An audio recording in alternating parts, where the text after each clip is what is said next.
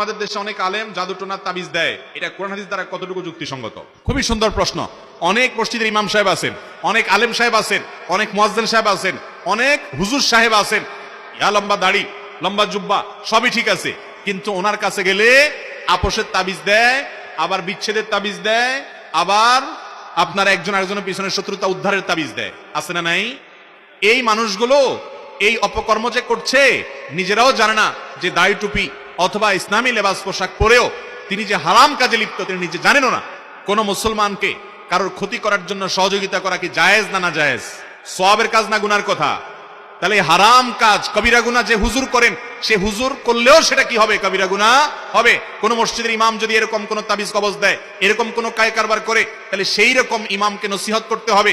না সরে আসলে এই ইমামকে পরিবর্তন করতে হবে, কারণ তিনি এই যে স্বামী স্ত্রীর মধ্যে ঝগড়া লাগানো, অমুকের পিছিয়ে তমুককে লাগানো, ক্ষয়ক্ষতি করার তাবিজ দেওয়া এবং এই জাতীয় জাদু মন্ত্র কুফরি কালাম এগুলোর আশ্রয় নিচ্ছেন। অতএব এরকম ব্যক্তিকে নসিহা করতে হবে অথবা তাকে ইমামতি থেকে সরাতে হবে। আল্লাহ তাআলা আমাদের যারা এই সমস্ত কাজে লিপ্ত না জেনে তাদেরকে হেদায়েত দান করুন, বলুন আমিন।